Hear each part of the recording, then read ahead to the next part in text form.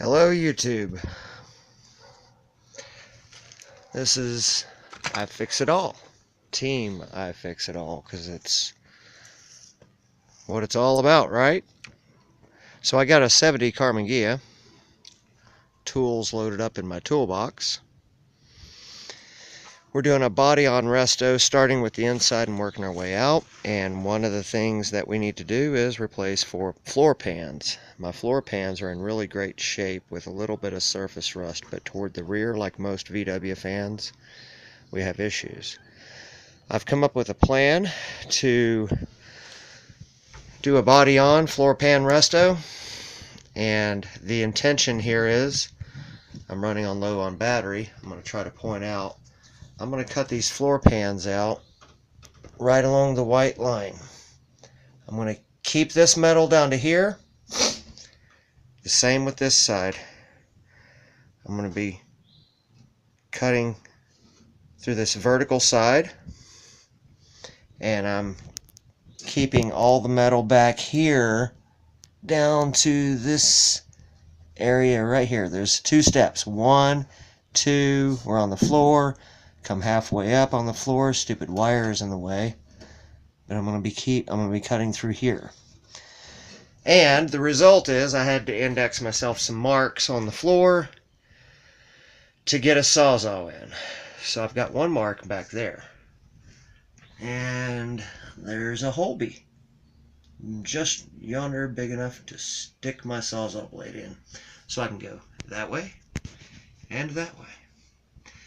And since I can move up here to this mark I indexed where I dove in with my side grinder, I can go that way or this way. On your seat rails, if you're still in a pretty decent shape with floor pans, you're going to want to leave a little room, or I am, for my part 2 of this plan. I'll explain that in a minute. I'm going to come in with my sawzall back here and cut up to there, to right here actually. I'm going to leave this little flange of metal.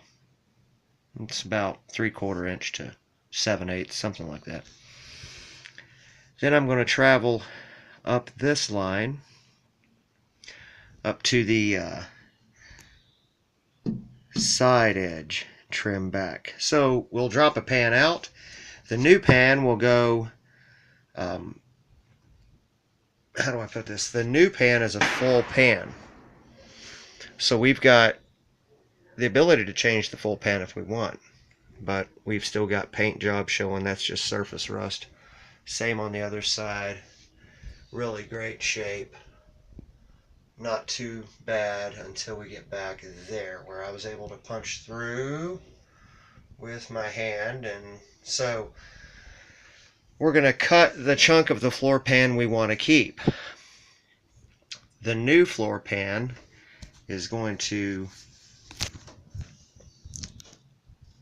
be sized to overlap this line. The new pan is going to be bigger by up to there, and it's going to cover all the way up to the top of this, and it'll be all the way back there, following the natural profile of everything.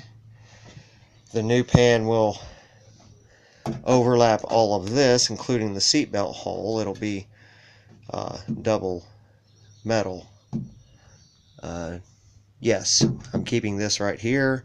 The new pan is overlapping here, and I'll have to trim the new pan down through here. And in this case, the new pan is going to be real snug up against the seat brace. I'm going to have to probably be real careful there, because I'm counting on this distance to be usable. And what my plan is I'm dropping this in. Whatever crazy stuff needs to happen, either I come in from the bottom, twerk it and tweak it, and I'm going to muscle screw this thing in here. I'm going to get this thing popped down, and I'm drilling in a zigzag pattern just like on aircraft fasteners. I'm going to go every inch, maybe 1.5 inches, zigzag in a sawtooth pattern. I'm going to use stainless rivets. But before I do stainless rivets, I'm laying down a bead of butyl tape. Let's see if I can spell it, YouTube. Butyl tape is a real fun product. They used to use it on windshields. I don't know if they still do or not, but it sticks to everything, but it doesn't stick to anything. If that sounds complicated. It's well, hang on. I should be able to get some and show you. Well, never mind that. Just Google it. BY TUL, I believe it is. It's BYTUL, butyl. It'll be a substance that you can just roll around in your hand and Play-Doh it and snake it and play with it just like Play-Doh. You stick it on everything. It sticks to everything, but you can peel it right back off again. It's like stretchy Play-Doh that never dries, but yet when you get it in between two surfaces, no water is going to get in. Nothing's getting in. So I'm laying butyl tape in there. Then I'm also laying probably body sealer around the edges of it. And to complement that side of the car, I may end up drilling the new floor pan and tack welding that whole area. It's hard to tell. It's such thin metal, I'm afraid of blowing a hole in it. Structurally, I hope it'll work okay. The right thing to do here is to take the floor pans out, but I don't know if that's going to be possible. Till next time. I guess that's the camera just screwed up for a minute.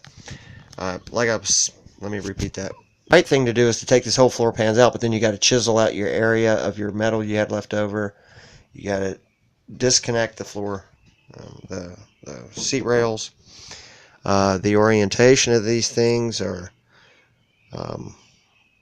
sort of kind of like rocket science. You definitely don't want to have these things off kilter when you put them in permanent, only to find out your seats don't go forward and back just right. But if that were the case for us, I would definitely be taking all of this up as a unit, keeping this 90-degree profile by drilling out all the tack welds I could find and keeping it as an entire assembly and figuring out where on the floor it needs to go. And to me, it looks like it's pretty easy peasy. The front edge, leading edge of the inside rail is directly centerline with the stick shifter bolt. Paid attention to that right off the bat. Moving on to cutting out the floor pans, and I will wash, rinse, and repeat for the other side. So I guess the next video will be floor pans going in. Thanks.